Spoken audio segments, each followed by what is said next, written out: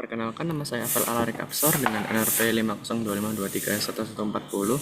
Di sini saya akan menjelaskan jawaban dari ETS pemrograman web saya. Nah, di soal pertama ada pertanyaan mengenai apa itu domain dan hosting dan diperintahkan untuk memberikan contohnya. Nah, jadi menurut saya domain itu adalah suatu alamat website yang digunakan sebagai alamat utama. Nah, biasanya ini terdiri dari huruf agar gampang diingat. Sebenarnya domain ini berupa IP yang akan dikonvert oleh DNS menjadi nama website tersebut. Lalu hosting itu adalah komponen pembuat website yang sebagai tempat menyimpan file-file yang dibutuhkan oleh website agar bisa berjalan. Nah, contohnya jika membuat suatu website berita news.com, maka domainnya itu adalah news. Dan juga kalau misalkan pada saat pembuatannya menggunakan hostinger sebagai hosting, maka hostinger tersebut adalah komponen hosting dari website tersebut. Lanjut ke soal kedua. Soal kedua itu ada pertanyaan tentang apa peran DNS dalam arsitektur aplikasi web dan bagaimana proses resolusi nama domain bekerja. Nah, jadi peran DNS dalam arsitektur aplikasi web itu adalah sebagai perantara antara internet dan web server kita, yang dimana nanti dari internet jika ada permintaan dari klien berupa domain, berupa huruf, nanti dari DNS akan memberikan arahan ke web server yang mana dengan domain tersebut akan menyesuaikan ke IP yang mana yang diminta, yaitu IP domain tersebut. Nanti web servernya akan memberikan informasi sesuai dengan apa yang diminta oleh klien. Lalu di nomor 3 diminta untuk membuat form menggunakan yang terdiri dari nama, email, nomor telepon, dan pesan dengan HTML dan JavaScript. Nah, di sini langsung saya demokan saja. Kurang lebih hanya untuk tampilannya.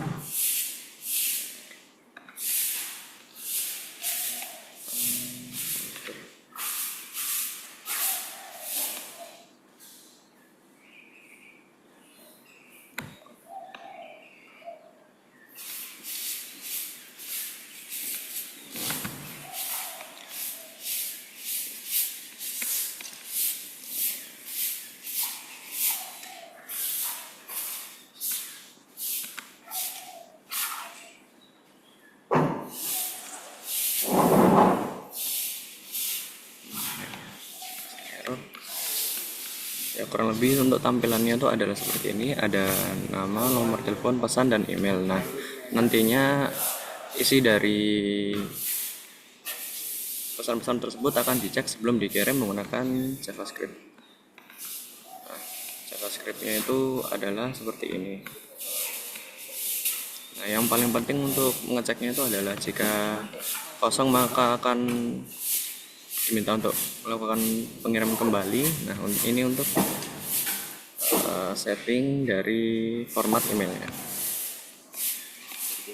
Lanjut ke yang nomor 4 itu adalah membuat sebuah website berita dengan judul berita, gambar utama, tanggal publikasi, konten berita, dan tombol untuk kembali ke daftar berita.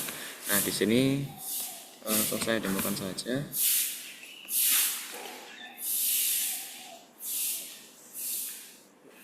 Nah, jadi kurang lebih website yang saya buat adalah seperti ini, dan tombol untuk kembalinya itu adalah ke home. Nah, jika misalkan saya ingin membaca berita yang pertama, maka akan mencet baca lebih lanjut. Nah, ini ada gambar, judul, lalu tanggal dipublikasinya serta penjelasannya.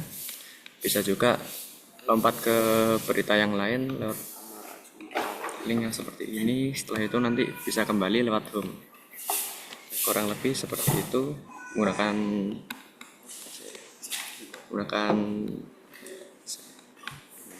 Ahrefs untuk navigasinya dari halaman satu ke yang lainnya. Sekian, terima kasih. Assalamualaikum warahmatullahi wabarakatuh.